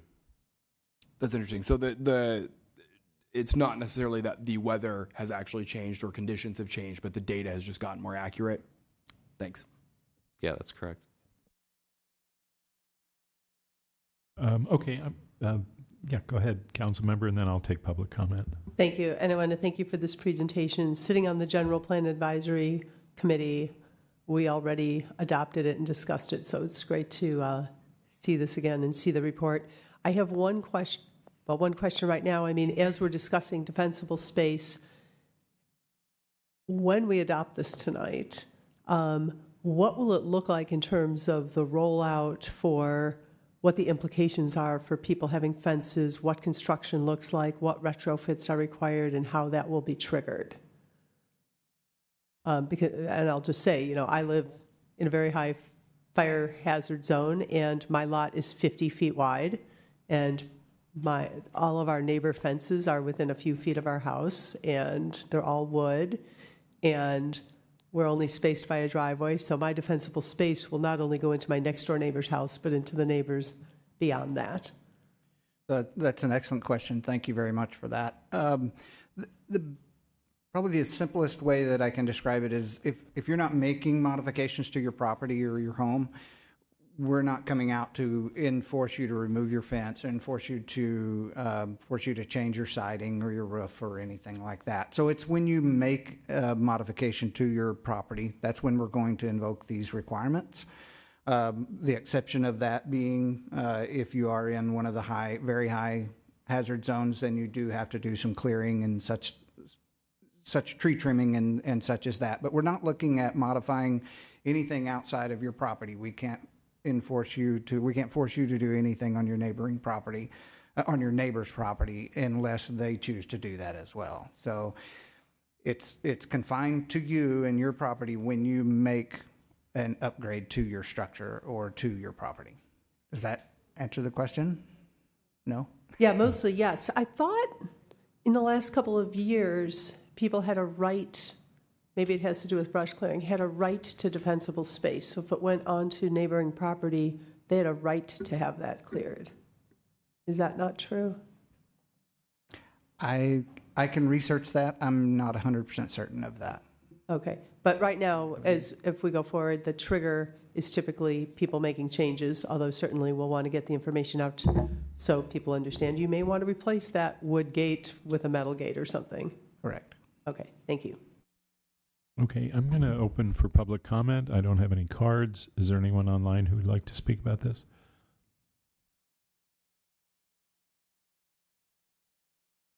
There are no hands raised on Zoom.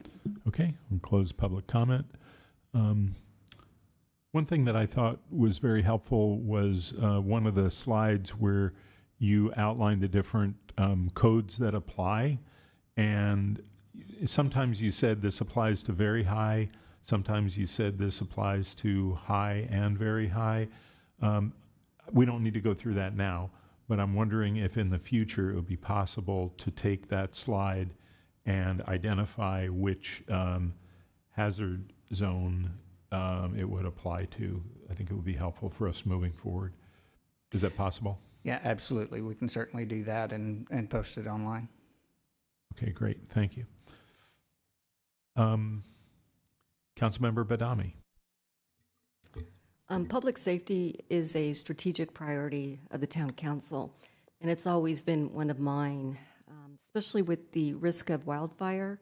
I must say I'm disappointed with the downgrading of some of the severity of the maps, but regardless, the importance of risk management should not be underestimated. So when it comes time to make a motion, I'll be happy to make it, pending further comments. I had one quick question. Sometimes these zones, as we get them from the state, go across a lot. How have we handled that where a lot might be in two different zones? Yeah, thank you for that question. That's a very good question. We struggled with that when we first got the map. The state's map did not look at parcel lines or any common street separations of any sort. So per state's direction, state fire marshal's direction, we extended whatever zone they were, the most stringent zone that touched that property. That entire parcel received that. And when you look at the map, it really makes some very, very strange lines, and we may look at trying to clean that up for better enforcement later. But that's the way we were instructed to do that from the state. Yeah, that makes sense to me. And well, let's go ahead and get the motion, and then I have a comment. Okay, calling on me. I move to introduce an ordinance in Attachment 1 and adopt a resolution in Attachment 2 to approve the fire hazard severity zones map to comply with State Government Code Section 51178, and an amendment of the General Plan Hazards and Safety element to incorporate the fire hazard severity zones map. And I would include in my motion the correction to the resolution, as pointed out by Mr. Gray, that we would include the phrase 120 days. Vice Mayor? Second. Okay. The comment that I would have, I think, relates to, oh, sorry. Real quick, I just noticed that the agenda didn't list the title of the ordinance, so you'd also need to direct the clerk to read the title of the ordinance and wait for the reading. Okay. Could we do that, please? You accept that? I do. Okay.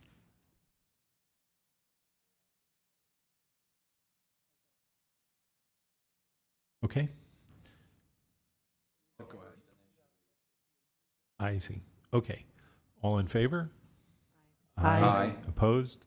None. Passes unanimously. Thank you. Okay, now I'll read the title. The ordinance of the Town Council of the Town of Los Gatos adopting revised CAL FIRE requirements for local responsibility area fire hazard severity zones. minutes. Okay, thank you. Councilmember Risto. Thank you. I just wanted to make a follow-up comment and request, and that is, I watched the YouTube video, which is really informative, and there's other links that were here, the Safer from Wildfire and readyforwildfire.org.